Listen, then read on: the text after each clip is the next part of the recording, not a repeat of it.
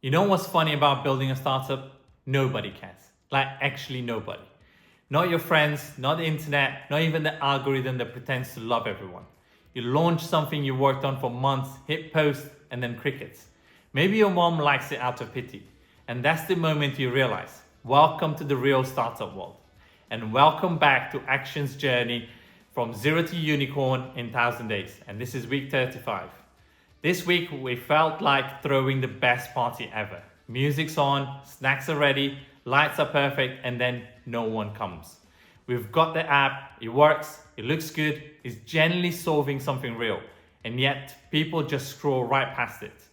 And here's the thing, that's not failure, that's stage one, because the hardest part of building something new isn't creating the product, it's convincing the world that it should care. The world is busy, people have options. So your job isn't just to build something great, it's to make people stop scrolling for 3 seconds and say, wait, what's that? You know you're building a startup when you start arguing with analytics. Like you're there at 11 p.m. going, no Google, you're lying. There's no way only 3 people clicked that link. This week I found myself refreshing dashboards so many times I felt like I was in a staring contest with reality. We've had great click-through rates. People looked interested.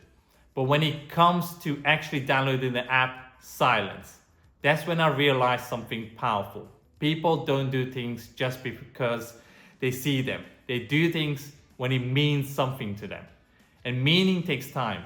So now we're deep in the lab, testing everything. New creatives, new wording, new video hooks, new audiences. It's like being a mad scientist, except instead of chemicals, you're mixing human psychology and attention spans. One test says use humor, another says use emotion, one says add more text, and one says remove all text. And you're sitting there thinking, I just want people to press download. But that's the game. You experiment, fail, laugh, and then do it again. Because that's how you turn a ghost town into a community. Here's something I learned this week. You don't compete with other football apps. You compete with everything. You compete with TikTok dances, breaking news, cats playing the piano, and someone's grandma sending memes in the family group chat. If your message doesn't punch through that, you do not exist. So now we're asking ourselves, how do we make people care about action in a world that doesn't even care about its screen time limit? The answer, be authentic, be human, be funny, be real.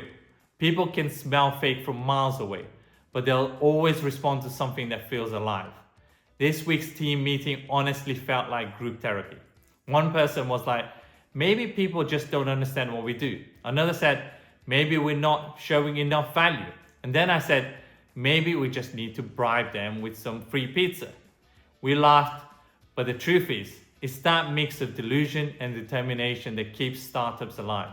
Because logic would have made us quit a long time ago.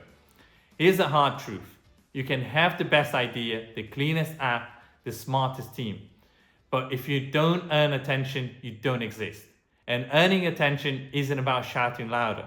It's about saying something that hits home. We're not here to be another football app. We're here to give fans a voice. That's not a slogan, it's a rebellion. And rebellions don't start with millions. They start with first few people brave enough to care. So yeah, week 35 taught us a lot, mostly that no one cares. But that's okay, because we're going to make them care.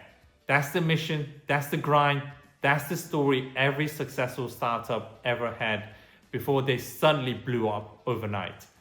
If you ever shouted at your TV during a football game, if you've ever felt like your voice doesn't matter in the game you love, then you already understand why Action exists. Download the app, join the movement, and help us prove that fans aren't just spectators. They're the soul of football.